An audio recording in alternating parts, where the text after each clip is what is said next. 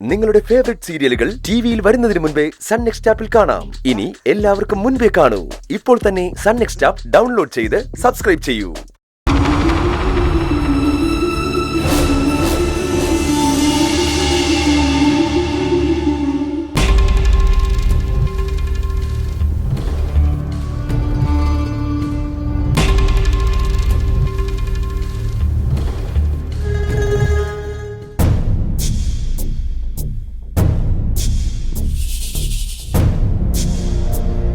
അനുചേച്ചി അകത്തേക്ക് വന്നത് ഞാൻ കണ്ടിരുന്നു.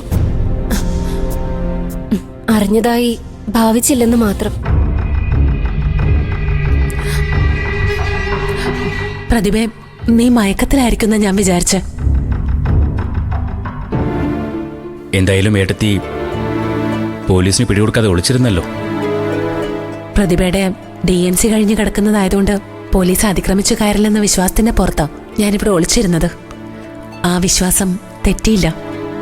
ആ, ഏതായാലും പോലീസ് വെറുതെ ഇരിക്കില്ല ഏട്ടത്തി. നമുക്ക് എത്രയും പെട്ടെന്ന് ഇവിടുന്ന് മാറണം. നമ്മുടെ കുടുംബത്തിൽ തന്നെ ഒറ്റുകാരുള്ളതാ.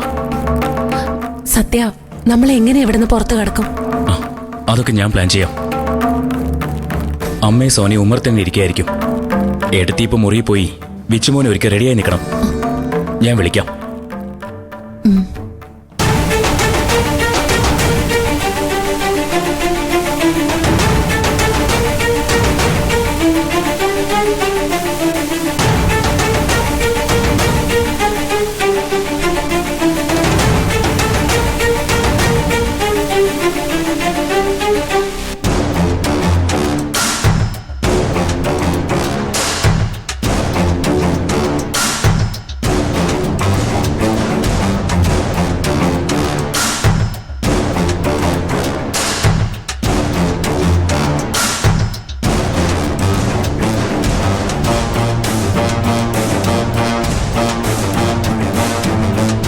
സത്യ, നീ എങ്ങോട്ടെങ്കിലും പോകുന്നുണ്ടോ? ഞാൻ വണ്ടി വന്നിരിക്കട്ടെ. എടാ, എനിക്ക് അത്യാവശ്യം പുറത്തു പോകണം ശ്യാമേ. അതിന് നിന്റെ സഹായം കൂടി വേണം. എന്റെ സഹായമോ? നിനക്ക് പുറത്തു പോകാൻ എന്തിനാ എന്റെ സഹായം? എനിക്ക് ഏട്ടത്തിയും വിച്ചുമോനും കൂടി ഇവിടുന്ന് കൊണ്ടുപോകണം. ഏട്ടത്തിയോ? ഏട്ടത്തി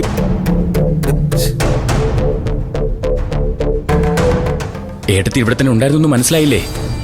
ബാക്കിയൊക്കെ നമുക്ക് പിന്നെ പറയാം. നീ ഇപ്പൊ ഗേറ്റിനടുത്ത് പോയി പോലീസിന്റെ സാന്നിധ്യമില്ലെന്ന് ഉറപ്പ് വരുത്ത്. ആ, ഓക്കെ, ഞാൻ പോയി നോക്കാം. എടുത്തി മോർണിംഗ് എടുത്തോ. ശരി. ശ്യാമേട്ട, ഇത് എവിടെ പോവാ? ദൈപ്പാരം. ഇതെവിടെ പോണോ എന്തോ?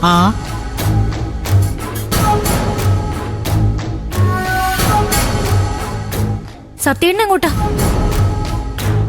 രണ്ടുപേരും എങ്ങോട്ട് പോകാനുള്ള പുറപ്പാടാ? ഇത് എങ്ങോട്ടാ ഏട്ടാ? സത്യന്റെ കൂടെ പോകുന്നത് ഞങ്ങളാ സോനെ.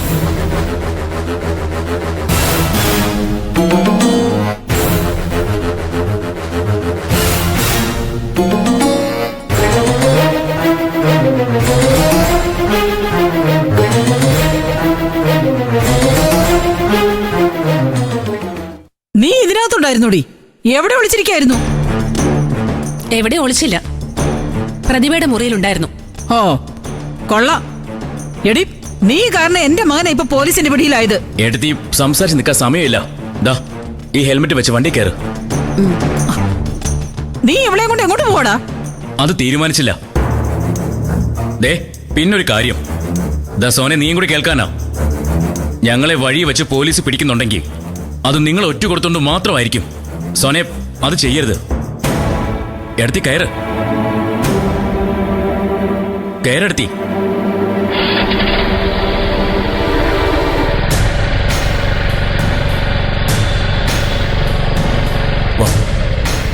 ഒരു കുഴപ്പമില്ല, സേഫാ. വേം വിട്ടോ.